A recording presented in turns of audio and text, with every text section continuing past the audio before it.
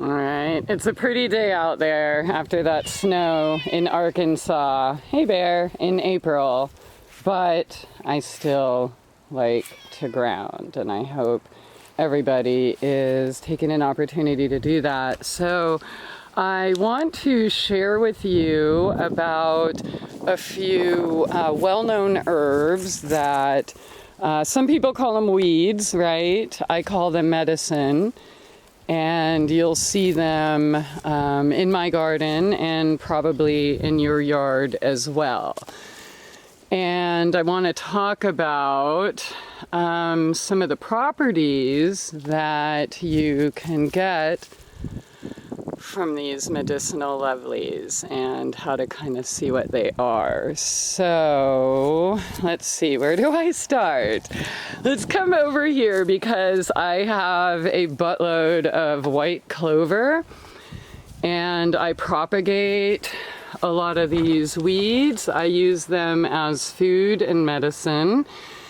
And I want to share with you, look at, there's a couple nice flowers here. I also dropped some red clover seed, but none of them are blooming yet. But I'm sure everybody's familiar with clover, and you don't have to find a 4-leaf for it to be lucky. And I want to say, if you are new to wild edibles, then if you don't want to eat them, right, if that's uncomfortable, then harvest them and turn them into a tea, right? Because that's a really good way to get their properties. Let me just kind of look at this while I'm... Yeah, so you can still get the same medicinal benefits by turning them into a tea.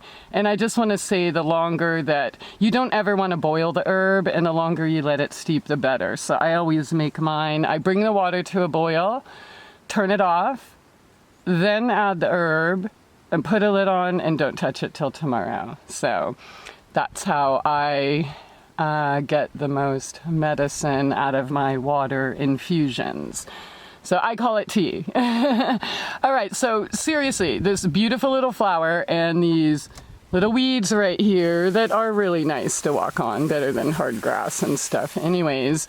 But it has like vitamins A, B, C, E, magnesium, potassium, chromium, calcium. It's like a known... Okay, so it actually...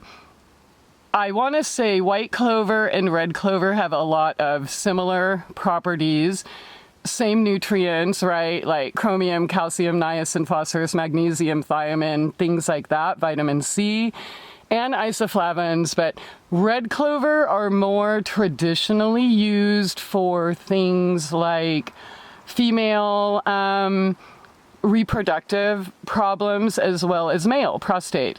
Reproductive problems as well. But they're also used as a diuretic, a blood cleanser or purifier, fevers, colds, arthritis, expectorant, analgesic, which is a pain reliever, right? So anti-inflammatory properties.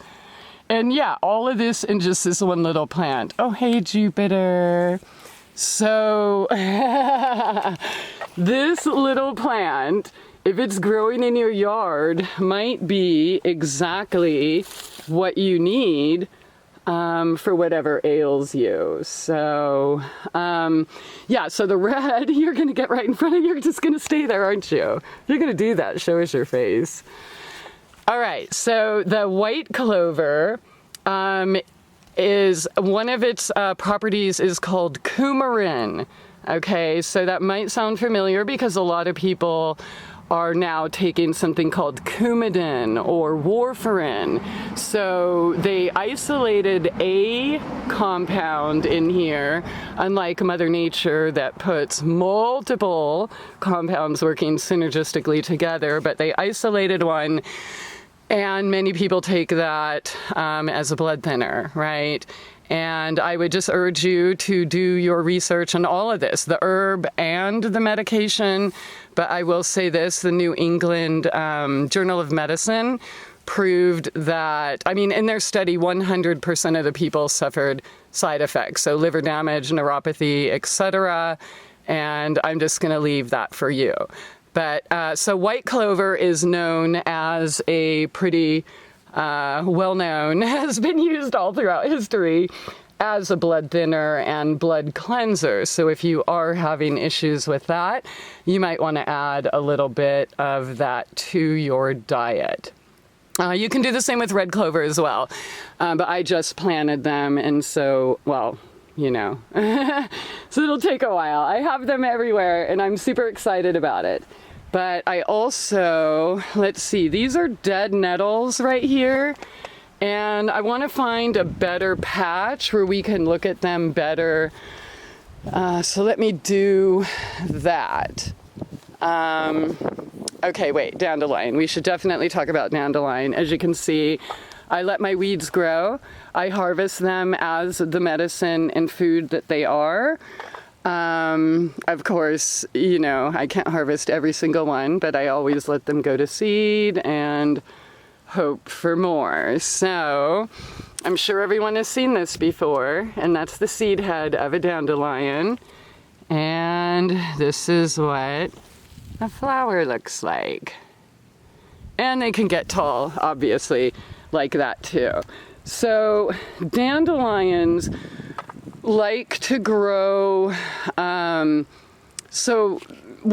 nourish the soil in so many ways. So everything they do for our body, right, they do for the soil. So you'll often find them in calcium depleted or super heavy or clay type soils, as well as sandy, mineral sparse type soils. So dandelions, and just like all of these herbs, have calcium and magnesium and vitamin C and potassium, literally every single one. And the dandelion plant, just like the clover I showed you over there, all parts of the plant are medicinal. However, I would ask you to probably not dig up the roots of the dandelions until the fall, or maybe even, you know, let them go a season or two if they're not hurting you, right? So dandelions, like I said, all of the same A, C, let's see, vitamin A, B, C, D, E, K, calcium, iron, and everything else. So make dandelions your friend. The younger greens are less bitter than the older ones, right? So if you were gonna, which I'll eat right here, but this will be considered more bitter than the younger leaves. However, bitter foods are kind of important as a total health package. So, all right. All right, so it's not that bitter, but bitter is good for you. And again, if you are new to wild foods and you're weird about eating them, just dry them out, turn them into a tea, and then you won't taste it at all. You know, add some lemon and hopefully local raw honey, yeah, some type of citrus. So there's dandelions. Let me show you, there was a dock over here.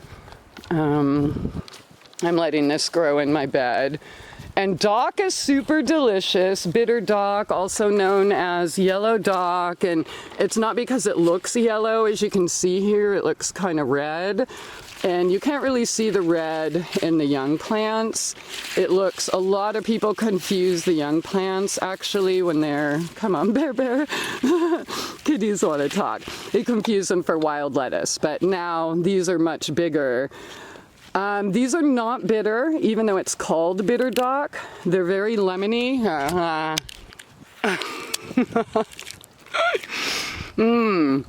And they taste amazing. So if you are going to eat these greens and you don't like dandelion because it's too bigger or too bitter, then just mix it up with the other ones and, you know, throw some other herbs or kale or mustard greens or things like that. Which brings me to cress. I want to talk about in a minute.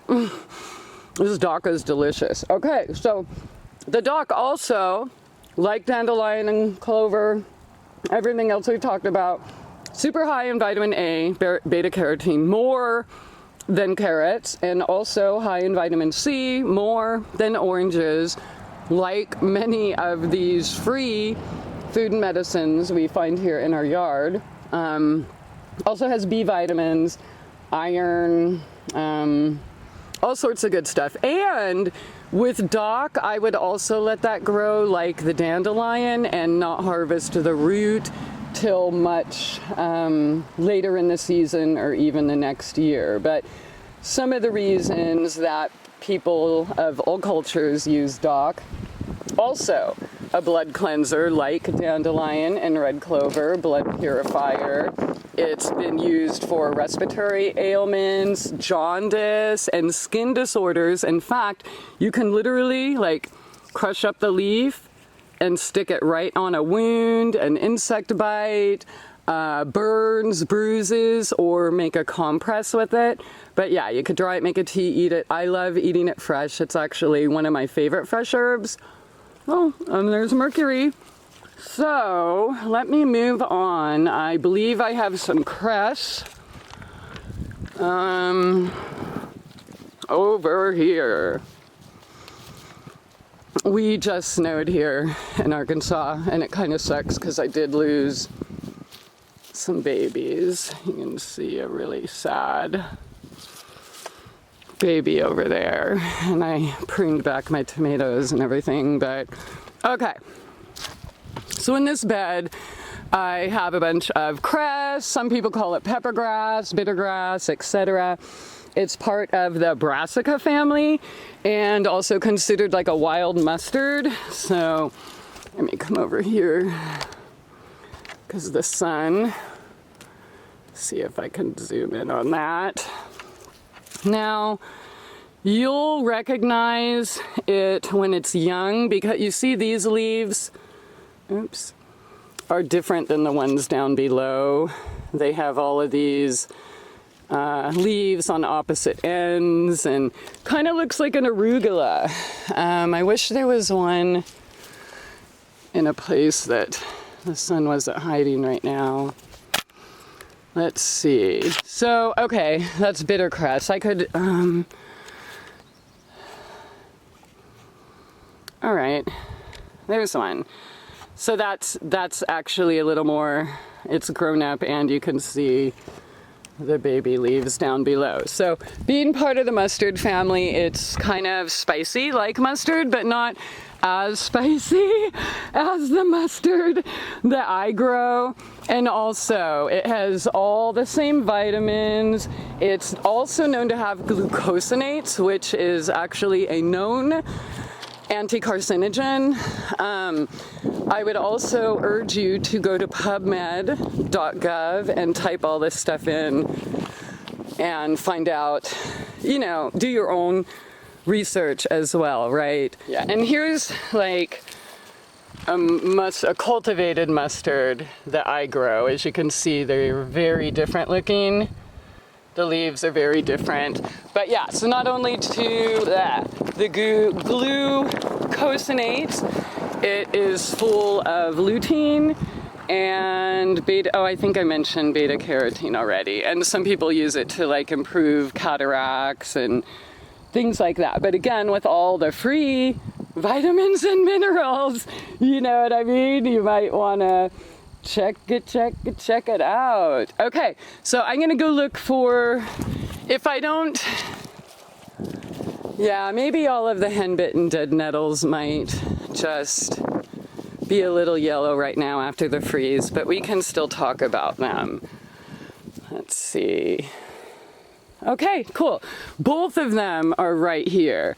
And yeah, you can see how some of them did get fried. But these ones here, you can see the beautiful purple tops, and they have beautiful purple little bell flowers.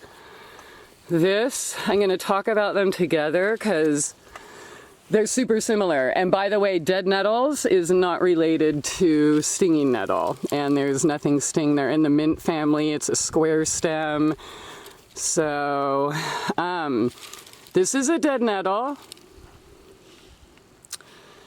And this, which if it was green and had its flowers, would look super similar because, yeah, so that people confuse them a lot. So that's a dead nettle, which again looks similar to henbit. If you do confuse them, don't worry about it.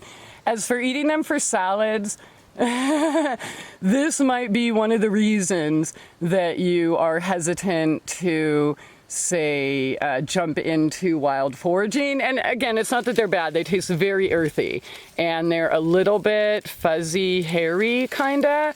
So I always mix them. In fact, all of these herbs we've gone through already, I mix those with my kale, my mustards, my cabbages. I've got some more over there.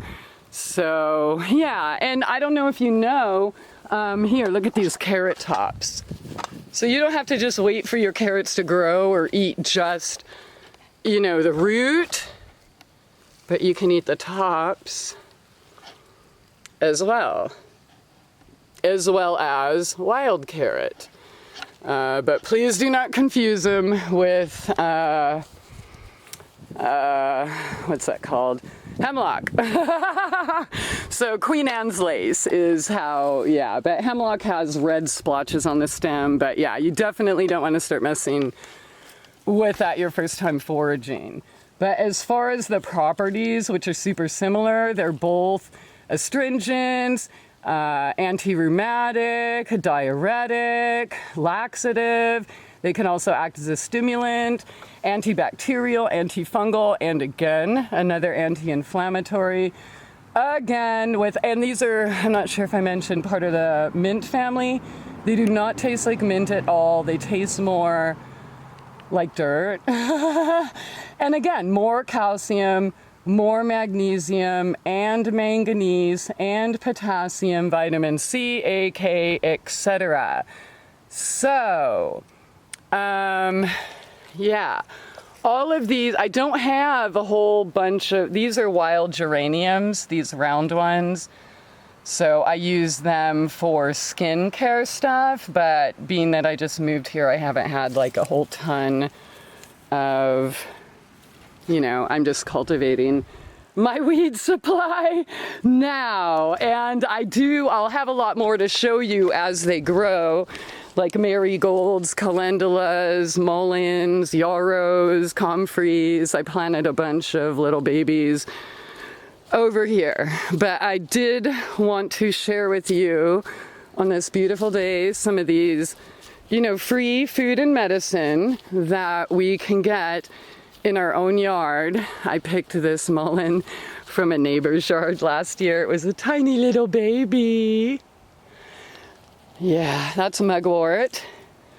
Both of these are known as respiratory medicine and work on the parasympathetic nerve system. Oh no, it looks like the kiwi was not happy with that freeze. All right. And then here's some yarrow. Oops, sorry for the shadow. And echinacea. And I have another yarrow patch out there. But yeah, I know a lot of people were trained to get rid of our medicine, and I don't really need to go over why people would lie to us about that, but it'll be really easy for you to figure out if you do take the time to research any of this. And here, I feel weird. I've just been walking around with the ground. I don't know if you can see me with the sun. Yeah, so if you're gardening, don't get mad at your weeds. Or even if you're not gardening, don't get mad at your weeds. Thank them for being there. I fully believe that everything is put here for you and can help us all to greater health in our lives. And again, it's free. You don't have to go anywhere and buy some special supplement. In fact, there is nothing you can get from the store and probably even grow in your perfect organic garden. Probably even the best tomato or anything I could grow is not as good or nutritious as the beautiful wild edibles. So check them out while you can, right? They're not there year round. So if you have an abundance, turn them into a tincture. You could dry them out, save them for tea later, right? So, and in fact, drying the herbs out bring out the terpenes and other alkaloids and flavonoids, things like that, yeah, but we'll get into that later. So, all right, thank you for being here, and I hope you go eat some yummy free food and medicine. Have a good day.